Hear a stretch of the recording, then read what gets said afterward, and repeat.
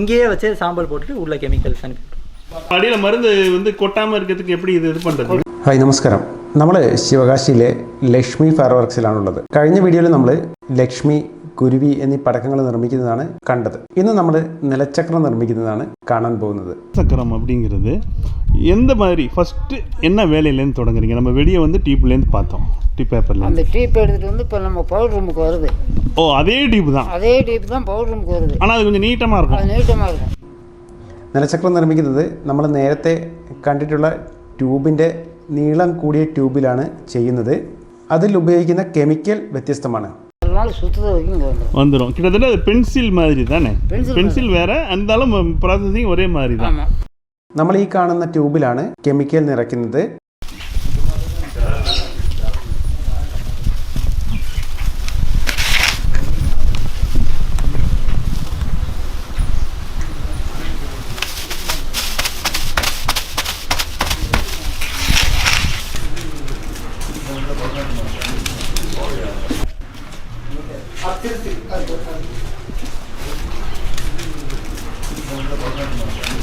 So டியூப்பில் மருந்தை போட்டு அதுக்கப்புறம் முனை மருந்து, அந்த வெடி மருந்து பற்ற வைக்கிறதுக்கான அந்த முனை மருந்து முடிச்சதுக்கப்புறம் காய்ஞ்சதுக்கப்புறம் இந்தமாரி சுற்றுறதுக்கு வந்துடுது. ஓகே. ഇത് ഉണക്കിയ ശേഷം ചുറ്റുവാനായി കൊണ്ടുവരുന്നു. ஒவ்வொரு இதுக்கும் ஒவ்வொரு சைஸ் வந்து அளவு இருக்குங்களா? சின்ன சக்கரம். சின்ன சக்கரம். ചക്രത്തിൻ്റെ വലുപ്പത്തിനനുസരിച്ച് ട്യൂബിൻ്റെ വലുപ്പത്തിനും വ്യത്യാസമുണ്ടാവും. നമ്മൾ ഈ കാണുന്നത് പോലെയാണ് ചുറ്റിയെടുക്കുന്നത്. ചുറ്റിയ ശേഷം ഒരു പലകയിൽ അടുക്കി വയ്ക്കുന്നു.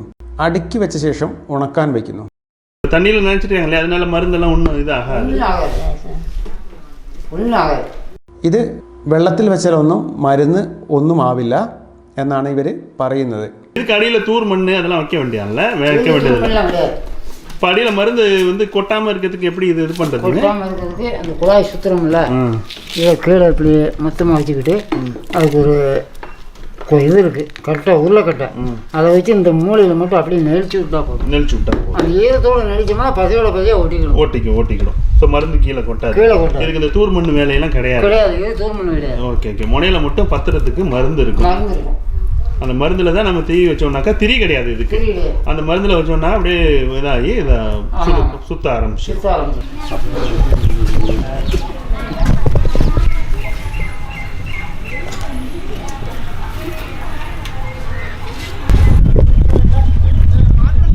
ஓகேங்க. இப்போ வந்து ஃபீல்டில் காய வச்சிடறோம். ஓகேங்க. காய வச்சதுக்கப்புறம் என்ன நடக்குங்க? ഉണക്കിയ ശേഷം ഇതെല്ലാം ബോർഡിൽ നിന്നും വേർപെടുത്തുന്നു. ഇത് പശ ചേർത്ത് ഒട്ടിക്കുന്നതിനാൽ ബോർഡിലും ചെറുതായിട്ട് ഒട്ടും. ഇതിലേന്ത് പളവയിലേന്ത്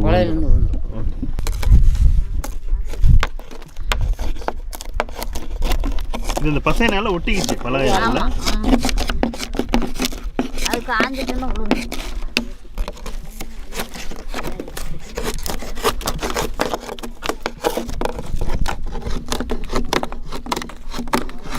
காஞ்சதுக்கப்புறம் பலவையிலேருந்து அவங்க கீழே வந்து உழுது கொட்டிட்டாங்க.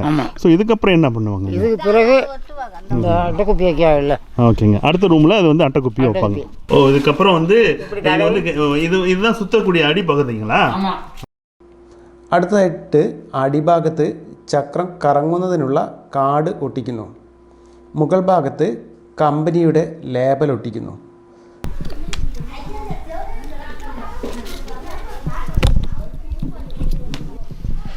இது மேலே வந்து உங்கள் கம்பெனியோட லேபிள். ஓகே. மேலே இருக்குது அந்த லேபிள். ஓகேம்மா. ஓகே.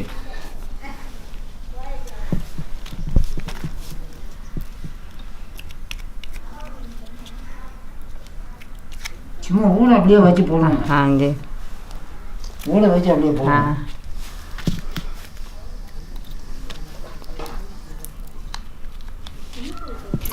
നമ്മൾ ചക്രം ട്യൂബിൽ മരുന്ന് നിറച്ച് വട്ടത്തിൽ മടക്കി ഉണക്കാൻ വെച്ചു.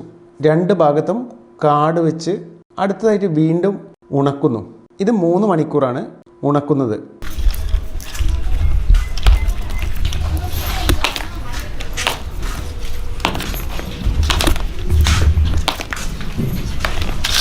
ஐயா, இப்போ நம்ம வந்து அந்த சக்கரை வந்து அந்த டியூப்லேருந்து சுற்றதுக்கப்புறம் பிரித்ததுக்கப்புறம் பசை வச்சு முன்னாட்டையும் பின்னாட்டையும் வச்சு சேர்த்தாச்சு. இதுக்கப்புறம் நீங்கள் அதை வந்து காய வைக்கணுமா? காய வைக்கணும். ஓகேங்க. அது எவ்வளோ நேரங்க காயணும்? அது ஒரு 3 மணி நேரம் காயணும். 3 மணி நேரம் காயணும். 3 மணி நேரம் காய்ஞ்ச உடனே அதுக்கு பிறகு தான் பெட்டிக்கு அடப்புக்கு போகும். ஸோ இப்போது சக்கரத்தை பொறுத்த வரைக்கும் பார்த்தீங்கன்னா சின்னது இருக்கும், மீடியம் இருக்கும், பெருசு இருக்கும். இப்போ சின்னதுன்னா என்ன சைஸு, எத்தனை சுற்று இருக்கும்? மீடியம்னா எப்படி இருக்கும்? அதெல்லாம் எப்படி இருக்கும்? இப்போ இந்த வெடியை பொறுத்த வரைக்கும் பேப்பர் சுற்றுற சொல்கிறோம்ல, அதேமாரி சின்னதுன்னா என்ன, മീഡിയം என்ன? 10 രൂപയിൽ வந்து 4 சுற்று தான்.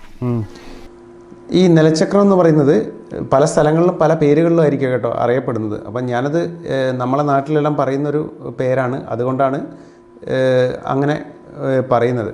അപ്പം നിലച്ചക്രം വലുത്, ഇടത്തരം, ചെറുത് എന്നിങ്ങനെ നമ്മൾ കാണാറുണ്ടല്ലോ.